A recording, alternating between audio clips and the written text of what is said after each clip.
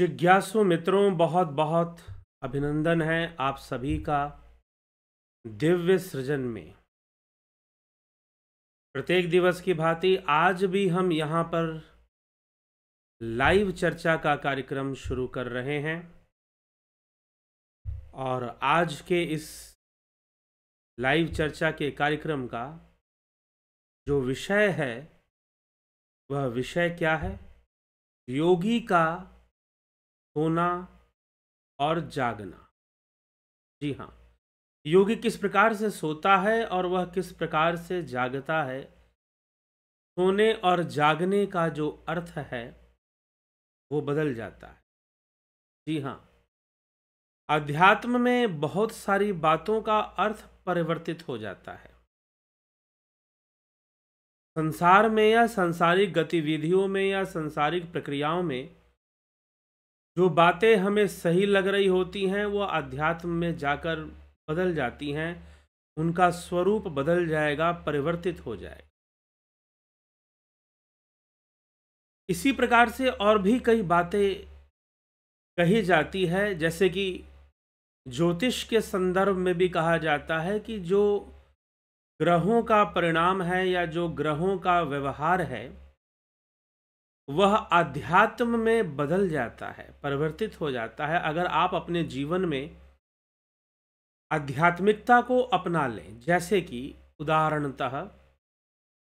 उदाहरण के अनुसार हम देखें तो केतु व्यक्ति को सांसारिक सुखों से दूर ले जाता है। केतु ग्रह व्यक्ति को सांसारिक सुखों से दूर ले जाता है, लेकिन वही केतु ग्रह जो है आपको आध्यात्मिक ऊंचाइयों को छूने में सहायक हो जाता है। तो इसीलिए परिभाषाएं बदलती हैं, परिस्थितियां बदलती हैं, अर्थ बदलते हैं जब हम आध्यात्मिक जीवन को अपना लेते हैं, जब हम साधना को, ध्यान योग को अपने जीवन का अंग बना लेते हैं तो बहुत सारी चीजें बदल जाया करती हैं। वैसे ही योगी का सोना क्या है और योगी का जागना क्या है?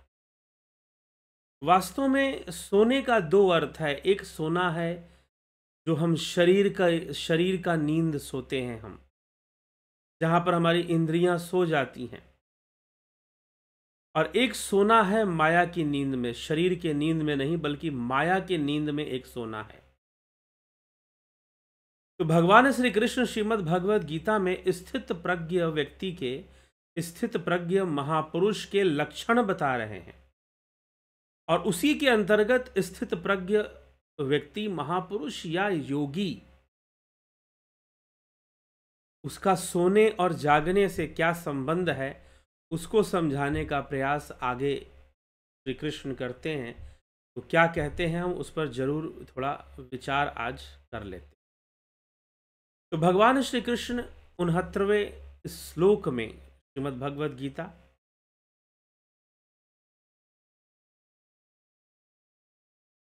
के दूसरे अध्याय, सांख्य योग नामक दूसरा अध्याय 69वां श्लोक में क्या लिखते हैं? या निशा सर्वभूतानां तस्याम जागर्ति संयमी, यस्याम जागृति भूतानि सा निशा पश्यतो मुने। सर्वभूतानां, संपूर्ण प्राणियों की जो रात है, अर्थात संपूर्ण प्राणी संसार में जब सारे प्राणी जब सोने लग जाते हैं, उनकी जब रात्रि शुरू होती है, वास्तव में जिसको वो सोना कहते हैं, उसमें जो स्थित प्रज्ञ संयमी मनुष्य है, तस्याम संयमी जागर्ति, अर्थात उसमें जो संयमी व्यक्ति है वह जागने का कार्य करता है। जो संयमी है वह जागता है। यस्याम भूतानि जागृति, जिसमें सभी प्राणी जागते हैं और संग्रह में लगे रहते हैं, वह तत्व को जानने वाले जो स्थित प्रज्ञ हैं, जो मुनि हैं, जो संयमी हैं, उनकी दृष्टि में वो सोने के समान है। तो संपूर्ण प्राणियों का जो सोना है, संपूर्ण प्राणियों का रात कहने का मतलब, निशा का अर्थ है रात्रि। सर्वभूतानाम या निशा सर्वभूतानाम तस्याम जागृति संयमी, यस्याम जागृति भूतानि सा निशा पश्यतो मुने। तो संपूर्ण प्राणियों की जो रात है, अर्थात जो सोना है, वह वास्तव में योगी उस रात्रि में जागते हैं, सोते नहीं हैं। और संपूर्ण प्राणी जिसको जागना समझते हैं कि अगर आपने खूब धन कमा लिया, खूब यश कमा लिया, खूब धन वैभव एकत्र कर लिया, आपने चाहे जैसे भी एकत्र किया हो, अच्छे काम से किया हो, बुरे काम से किया हो, लेकिन संसार के लोगों के बीच में आप जागे हुए माने जाओगे। लेकिन योगी के लिए यह जागना तो सोने के समान है। यह जागना तो सोने के समान है। वास्तव में संपूर्ण प्राणी, अब संपूर्ण प्राणी सोया हुआ किसको मानता है? संसार में व्यक्ति सोया हुआ किसको मानेगा जी? संसार में व्यक्ति सोया हुआ उसको मानता है जो, कौन? संसार में सोया हुआ किसको माना जाता है? जो कुछ भी नहीं करता, जिसने धन एकत्र नहीं किया, धन वैभव इकट्ठा नहीं किया, धन नहीं बनाया, बहुत अधिक वैभव नहीं किया, मान सम्मान एकत्र नहीं किया, जिसने ये सब चीजें एकत्र नहीं की, जिसने ये सब चीजें इकट्ठी नहीं की, संसार में वह व्यक्ति सोया हुआ है, लापरवाह है, आलसी है, सुषुप्ति अवस्था में है, तामसी है।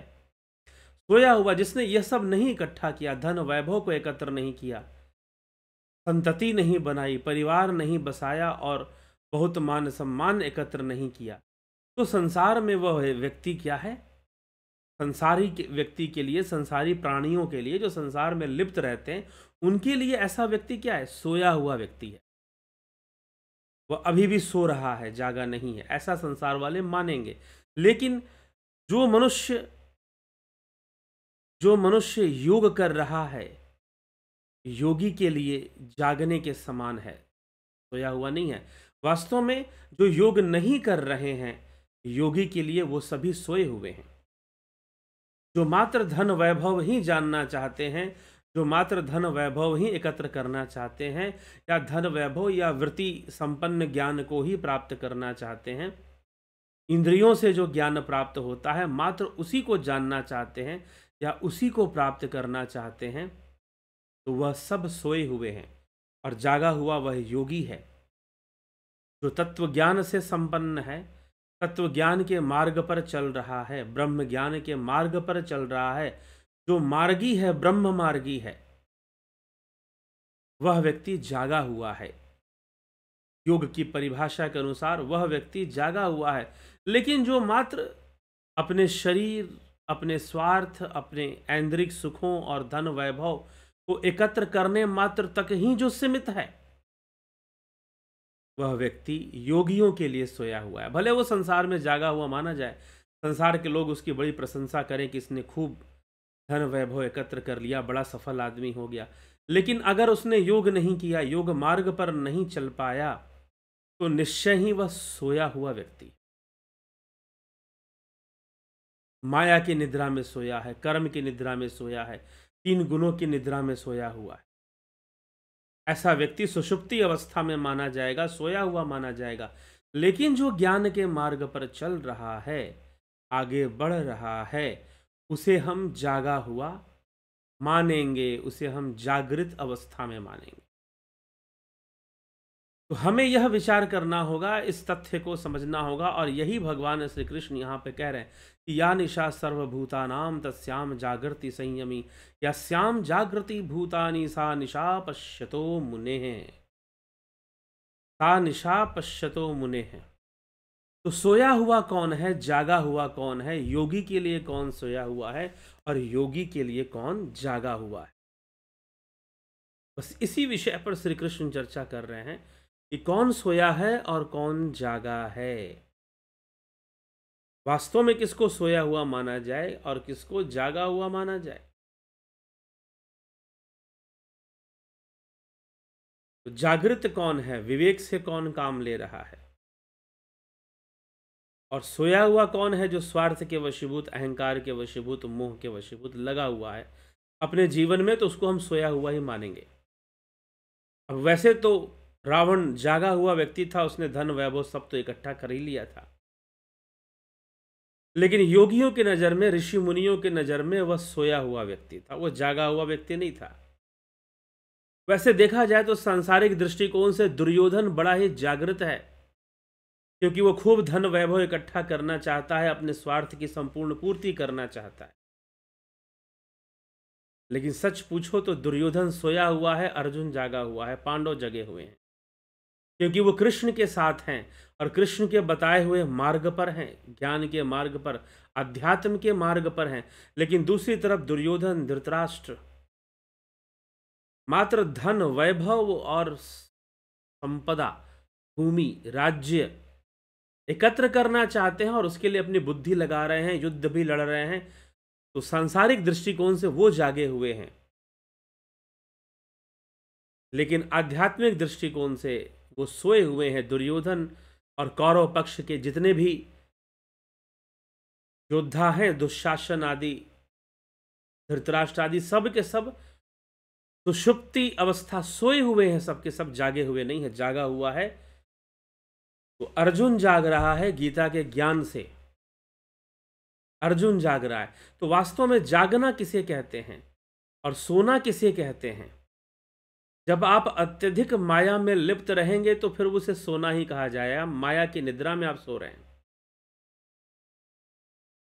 और यदि आप योग के मार्ग पर चल रहे हैं तो आप जाग रहे हैं, क्योंकि मनुष्य जीवन की प्राप्ति इसी योग की प्राप्ति के लिए हुआ है।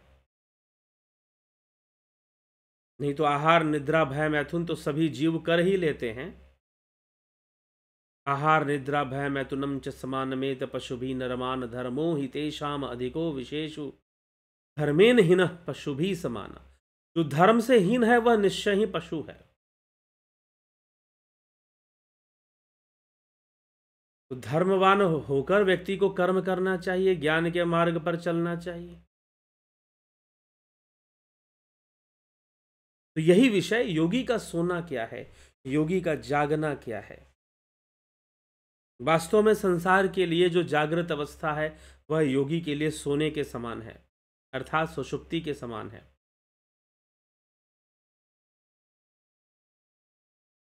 लेकिन संसार किसको सोया हुआ माना है? जो धन वैभव संपदा के प्रति, राज्य के प्रति, धन वैभव के प्रति, स्वार्थ के प्रति जो व्यक्ति जागृत नहीं है वो सोया हुआ है संसारी लोगों के लिए। योगी के लिए सारी परिस्थितियां विपरीत हैं, योगी के लिए सारी परिस्थितियां उल्टी हो जाती हैं।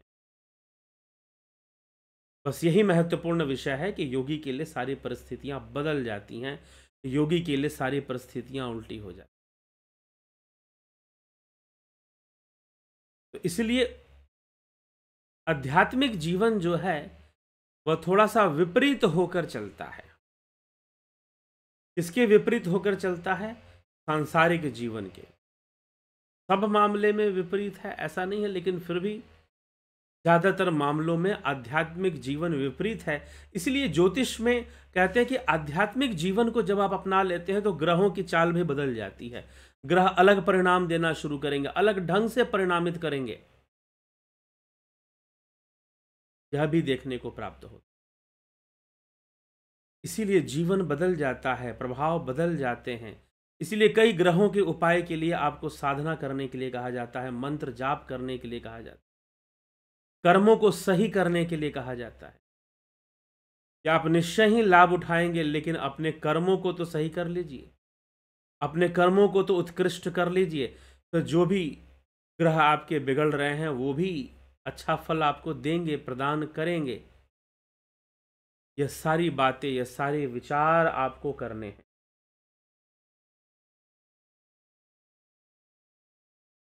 सारे विचार आपको करने हैं,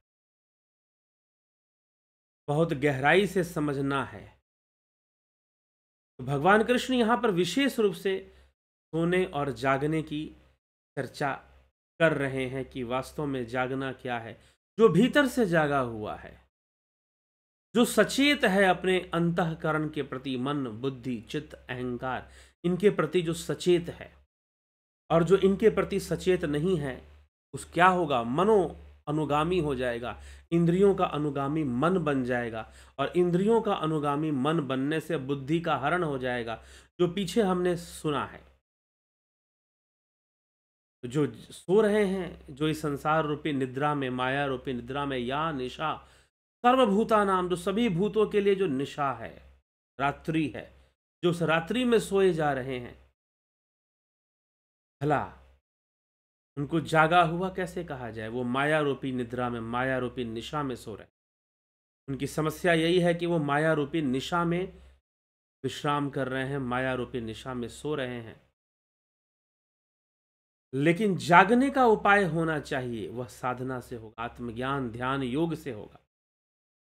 जागने की प्रक्रिया मिलेगी। जब ध्यान योग का कोर्स आप करेंगे तो आपको जागने के, स्वयं के प्रति जागिए, अपने प्रति जागिए, अपने मन के प्रति, बुद्धि के प्रति, चित्त अहंकार के प्रति आपका जागरण होना चाहिए। इसलिए कृपया करके आप जागिए। ऐसा उपदेश श्रीमद् भगवद गीता में देने का प्रयास किया जा रहा है। इसलिए हमको सोना नहीं है, हमको जागना है। दुर्योधन सोया हुआ है, पांडव जगे हुए हैं, क्योंकि वो योग मार्गी बन रहे हैं।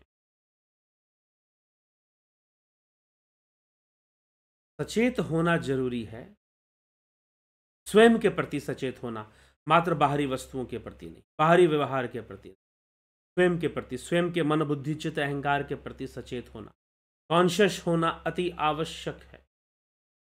तो यही भगवान कृष्ण का यहाँ उपदेश है कि तुम जो योगी है, जो स्थित प्रज्ञ योगी है, उसके लिए सोना और जागना क्या है? संसार में धन वैभव एकत्र करना, यह सब सोने के समान है। मोक्ष की ओर बढ़ना ही जागने के समान है। कैवल्य की ओर आगे बढ़ना ही जागने के समान है। तो हमें जागने की प्रक्रिया को भी भली भांति समझना चाहिए। जागने का जो तरीका है, जो मार्ग है, उसको भी अच्छे से समझना चाहिए, नहीं तो बहुत भारी गलती भी हो सकती। इसीलिए एक प्रॉपर वे में यहाँ पर आपको ध्यान योग का कोर्स चलता है। यह जागने की प्रक्रिया है। यह ध्यान योग का कोर्स क्या है? यह जागने की प्रक्रिया है, जागृत होने की प्रक्रिया है। तो यह कोर्स ऑनलाइन कोर्स यह चलता है, 20 दिसंबर से शुरू हो रहा है। लेकिन कई लोग प्रश्न करते हैं कि भला ध्यान योग आप ऑनलाइन कैसे सिखाएंगे? ध्यान योग भला आप ऑनलाइन कैसे सिखा देंगे? तो उसी के लिए आपको नहीं समझ में आ रहा कि ऑनलाइन क्या होगा, कैसे होगा, तो एक फ्री डेमो क्लास रखा गया है, फ्री डेमो क्लास। जी हाँ, 14 दिसंबर को, 14th ऑफ दिसंबर 2022, 2022, तो 14th ऑफ दिसंबर को शाम को 6:30 बजे आपको यह कार्यक्रम है। तो यह जो डेमो क्लास जो हुआ है, जो इसलिए रखा गया डेमो क्लास, इसीलिए रखा गया ताकि लोग समझ सकें कि यह कार्यक्रम ऑनलाइन मीडियम से कैसे चलेगा। जिन्होंने डेमो क्लास ज्वाइन कर लिया और ज्वाइन कर कर इसका लाभ उठा लिया, वो समझ गए होंगे। जैसे कि आज डेमो क्लास हुआ, आगे भी यह डेमो क्लास होगा। Demo class free, demo class जो है आपको आगे भी प्राप्त होगा, आगे भी मिलेगा।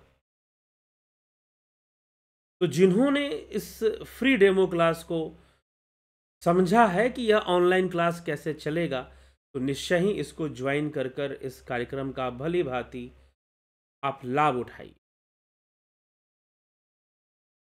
ध्यान योग का कोर्स ज्वाइन कर कर, उसी प्रकार से ध्यान योग का जब हम कोर्स ज्वाइन करेंगे तो हम स्वयं के प्रति जागृत होना सीख जाएंगे, अपने प्रति। साथ ही शरीर के बेहतर स्वास्थ्य के लिए, इम्यूनिटी पावर को डेवलप करने के लिए, रोगों से लड़ने की क्षमता को विकसित करने के लिए जरूरी है प्राकृतिक चिकित्सा को भी जानना और समझना। प्राकृतिक चिकित्सा का भी कोर्स आप 20 तारीख से ज्वाइन कर सकते हैं। तो 20 दिसंबर से यह कोर्स शुरू होगा। Duration 1 month, guided meditation, transcendental meditation, spiritual healing, ये सारी चीज़ें आपको इसमें सिखाई जाएंगी ध्यान योग के कोर्स में। प्राकृतिक चिकित्सा में भी बहुत सारी क्रियाएं होती हैं, हाइड्रोथेरेपी होती है, जल की क्रियाएं होती हैं कुछ, जिससे कि उपचार किया जाता है। उन सभी जल से, अग्नि से, प्राकृतिक शक्तियों का प्रयोग किया जाता है, प्राकृतिक रूप से किया जाता है। यही प्राकृतिक चिकित्सा की विशेषता है कि प्राकृतिक शक्तियों का प्रयोग बीमारियों को ठीक करने में प्राकृतिक रूप से किया जाए, यह नहीं कि किसी दूसरे रूप से किया जाए। तो प्राकृतिक चिकित्सा के इस विषय को भली भांति भी हमें निश्चय रूप से हमें समझना चाहिए। प्राकृतिक चिकित्सा के इस रूप को, कोर्स उसके लिए भी ज्वाइन कर सकते हैं। स्वास्थ्यवर्धक कोर्स है, बीमारियों को दूर करने वाला कोर्स है, ठीक। लेकिन यह ध्यान योग मन का रोग दूर करता है, यह जागना सिखाता है, यह सोना नहीं सिखाता है। तो निश्चय ही हमें इन कोर्सेज का लाभ उठाना चाहिए और जागृत होकर इन कोर्सेज के प्रति जाग कर ही हम आगे बढ़ सकते हैं। और बहुत सारे जीवन के देखिए बहुत सारे पक्ष हम शुरुआत में ध्यान नहीं देते, बाद में समझ में आता है कि हमें जीवन में इस पक्ष पर भी ध्यान देना चाहिए था। तो कई बार हम अध्यात्म को बहुत हल्का पक्ष मान लेते हैं और सोचते हैं कि नहीं भी अध्यात्म को जानेंगे तो जीवन अच्छा बीत जाएगा। जी नहीं, बहुत सारे मन में प्रश्न होते हैं लोगों को अपने जीवन को लेकर, वह बिना ध्यान योग के, बिना आध्यात्मिक मार्ग को अपनाए, बिना आध्यात्मिक मार्ग को अपनाए जब तक आध्यात्मिक मार्ग को नहीं, तो यह जीव जगत, यह जीव यह सो ही रहा है, निद्रा में ही अपना जीवन व्यतीत कर रहा है, वह जागृत अवस्था में है ही नहीं, यह मानना पड़ेगा। इसी के साथ जिज्ञासुओं, हमें जागना है तो यह ध्यान योग को, प्रैक्टिकल स्पिरिचुअलिटी, देखिए जो भी आप सुनते हैं वो थ्योरी है, जो भी आप पढ़ते हैं वो थ्योरी है, लेकिन प्रैक्टिकल स्पिरिचुअलिटी क्या है? जब आप अपने आप को साधना के मार्ग पर, योग ध्यान के मार्ग पर, ध्यान योग के मार्ग पर, योग साधना के मार्ग पर उतार देंगे, तो फिर जाकर वह प्रैक्टिकल होगा। तो प्रैक्टिकली हमको सीखना समझना पड़ेगा कि ध्यान योग कैसे है और जागना कैसे पड़ता है, कैसे हम जागृत हो पाते हैं, तो यह भी हमें जान पाएंगे। तो यह प्रैक्टिकल अध्यात्म से ही संभव है। तो 20 दिसंबर से यह कार्यक्रम शुरू हो रहा है, तो निश्चय ही आप इससे लाभान्वित हो, लाभ उठाएं, अपना कल्याण करें, समाज का भी कल्याण। तो जिज्ञासु, इसी के साथ हम विराम देंगे आज के विचारों को। बहुत बहुत आभार आप सभी का। कल फिर मिलेंगे 9 PM लाइव चर्चा में। ओम तत्सत।